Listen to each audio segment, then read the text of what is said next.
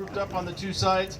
We are in a COVID time frame that we deal with today. Please social distance and please masks are required. If we can separate 6 feet or so apart, all side conversations, phones turned down, we'd appreciate it. So, welcome to the Valley Fire. This is Sunday, September 6th for the operational briefing.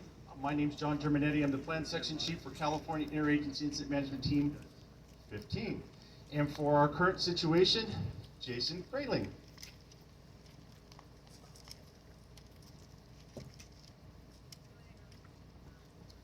Okay, good morning. So we'll start you around the world here. Division Alpha. So Division Alpha up in here last night remained fairly quiet until about 3:30 in the morning when stuff around Gaskell Peak along Fog Ridge kind of picked up and burned up to one of the fuel breaks. Made a run up to the top of Gaskell Peak and then died back down. Crews were able to get some dozers over into the community off of Lost Trail and Hondo Road and work the iron up towards Gaskell Peak down to the south, and then kind of in a V fashion work it back up towards Lost Trail. Hose laser in and hand lines completed all the way up to Fog Ridge, so it was looking really good on the lower portion. Coming around into Zulu, they were able to push a very long, almost 2-mile hose lay out here into Division X-Ray up at the High Glen road system there at the chicken ranch. So this is all plumbed. We had a few spot fires over here in Division X-Ray that we're able to ring with the dozers, and we're successful at keeping those south of Apatow Valley Road and the power line structure. So going into X-Ray, we did have one injury last night. It was a burn injury to the knee, minor status, and they were transported. We did lose a couple of structures over in the Hidden Glen area last night as the fire backed down into the community. We were able to save several, but lost 2. Fire came down, stayed active on the ridge line, the predominant ridge line that runs into Loveland Reservoir, and still hanging high this morning. The smoke you see off over here to your right is the stuff in alignment. It's still burning parallel to Apatow Valley Road, but high up on the ridge. It's just lining up with the slope and taking out the fuels. Going into Lawson Valley into Branch 1, we had a lot of activity in there last night. That's where we lost the majority of our structures in the evening. Lawson Hills Road and the north kind of eastern corner there of the fire. 10 to 15 structures that we lost, and actively engaged in structure triage preparation throughout the night. Fire finally died down over on this side, and then we shifted resources over here to assist in the Echo Alpha break as it picked up into Gaskell Peak. So all in all, it was a very active and productive evening for those out on night shift.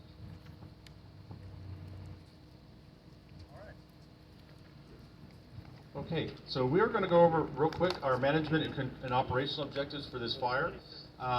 One is to provide for the safety of all fire personnel, the residents, and the public. 2 is to provide an accurate and timely information to the public, the community, the news medias, and all stakeholders.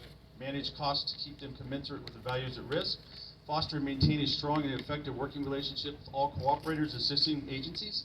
Provide for the consistent and coordinated fire suppression and rehabilitation, and exercise both organizational and personal responsibility by following the CDC COVID-19 guidelines. Our operational objectives is to keep the fire east of Sloan Canyon and Beaver Hollow, west of the Lions Valley Road, north of Skyline Truck Trail, and south of the Hatatu Road. This fire is being managed for full containment. I will turn it over. Good morning, everybody. Nick Elmquist, Fire Behavior Analyst for Team 15. You'll see a spot weather forecast on your second page of your IAP. The big message for today is red flag warning until 1800 this evening for very hot conditions, high temperatures similar to yesterday, about 108, 109. Relative humidity is critically low in the teens. It means you're going to see probably ignitions, up to 100% during the peak of the burn period. The winds, pretty light now. You're going to see both sides of the flank tested today. In the afternoon, you may get a little bit of westerly winds but you're gonna turn back easterly in the evenings and overnight. Very little recovery on the fire tonight, similar to last night, with shifty winds predominantly out of the east, but very warm conditions and also dry. So looking at the fire behavior forecast, it's on the next page of the IAP. Critically dry, live, and dead fuels. Very receptive fuel bed, so you're going to see active fire behavior all through the day and all through the night. Also looking out ahead, they're calling for potential red flag Santa Ana event starting on Tuesday and Wednesday, gusts up to 40 to 50 miles per hour out of the east. So we're going to have to really pay attention to that west side these next couple days and try to button that up as best we can before the strong winds come in a few days. You guys be safe out there, and we'll see you tomorrow. Thank you. Good morning, Mike Milkovich, Planning Ops. I'd like to introduce your operations team. I'll have a trainee, Cleary, he's en route now. Operations, Stephen Fillmore. His trainee, Scott Grasmick. Branch 1, Sean Craig. His trainee, Chris Linane. Division Echo, Eric D'Amico. I got it right, Eric? You got it. I got it. Division G, Elijah Coleman. Branch 2, it is geographically there. It is, the branch 2 is to be determined. It's unfilled at this time. Division A/Z, Page. Thank you, Brandon. Division M/X, Corey Stowe. There is a night ops. The night ops director is to be determined. Division EG for the night will be Himmelrich. Division AMXZ will be Jones, and they will get a full brief at 1900 this evening. So we had a good update. Thank you, Jason. We're going to continue that good work that happened out there, concentrating on point protection, those structures, and then connecting the docks wherever possible. We want to make sure that we're working those dozers where it's appropriate, hand lines where we're at, long hose lays in there. The idea now, we've got it pinched off, holding at the ridge. We need to get out in front of it on the west side here with these east winds coming in, turn those corners so that we don't get out into the next communities out a little bit farther on the map. Today is about flexibility. We need everyone to gather good information, get it back so that we can build a plan that is working for the resources we have. We know that we're going to be hopscotching, jumping with the fire during that structured defense mode. Be flexible, be accountable for yourselves, for your people out there, so we know where they're at, they know who they're working for, and can act safely as we're out there. If there's any questions, I'll be over at the site after briefing. Thank you.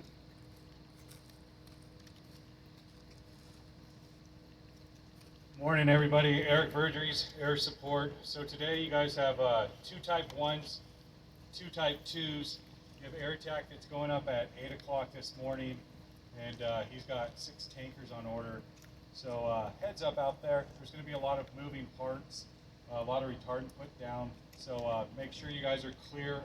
We've got a drone that's going to be flying today. It should be 16,000 feet, should be no issue. But if you guys do see other drones flying in the area, make sure you pass that along. We'll contact law enforcement and we'll deal with that. You do have 2 medevac ships out of Montgomery. They're 24-hour hoists. You also have another ship that's a sheriff's ship that is also hoist capable for daytime. So have a safe, good shift out there, and be safe.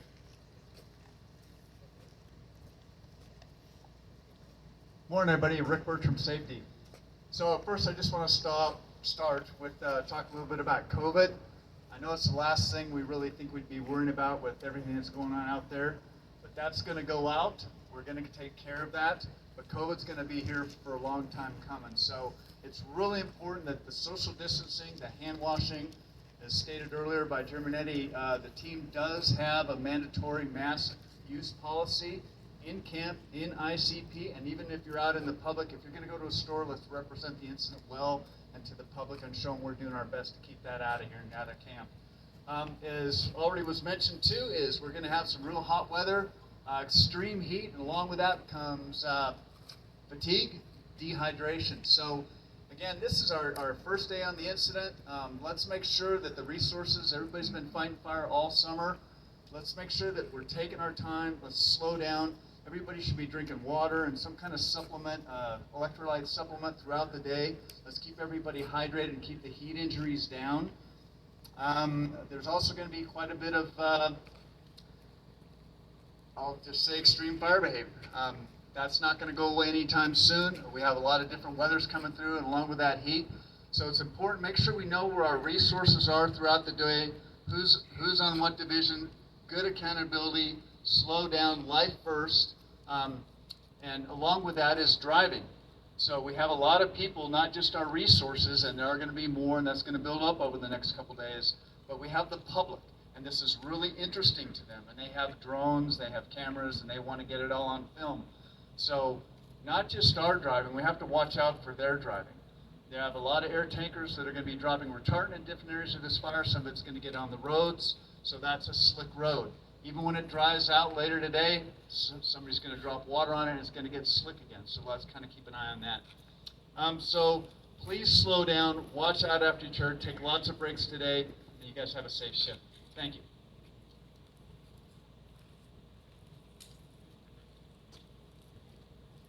Good morning, Robert Etheridge, Medical Unit Leader. If y'all can turn over your 206 and your IAP, please.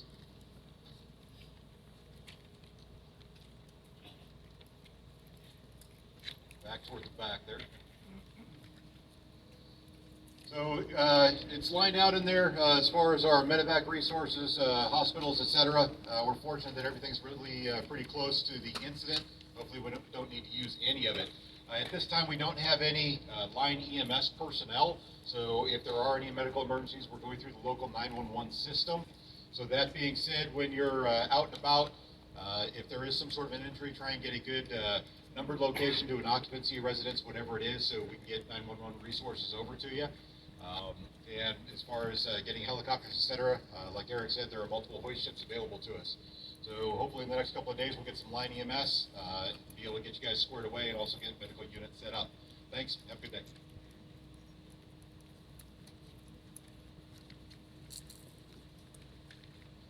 Good morning, Mike Beeman, Team 15 Logistics. A couple very important things. Radio clone today.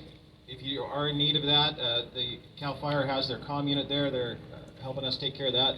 Additionally, lunches and hydration are at the, help me out here, Hapatool Station. I get it? Yeah. Awesome. They're at the Hapatool Station, so I'm sorry they're not here, but we do have them stashed over there for the day. So thank you and have a good day. Okay, so couple quick things real quick.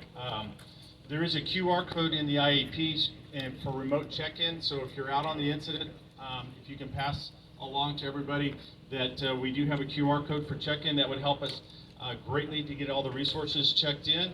There's also a cooperators meeting this morning here at 9:30 at the trailer at the MAP. If you were one of the cooperators, please be up here. The liaisons would like to meet with you. And then we will have Chief Folk come up and speak.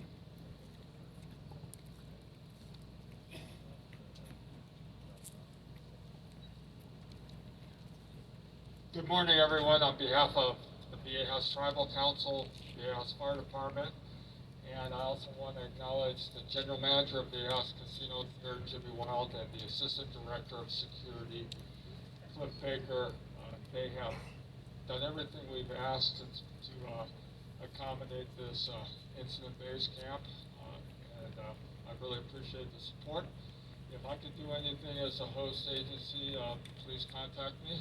And one thing I would like to ask is, if it hasn't already been mentioned, that all related vehicle traffic use the East Willows exit and access this location from East Willows, so we don't impact the West Willows where the majority of the guests come in and out of the facility. Thank you.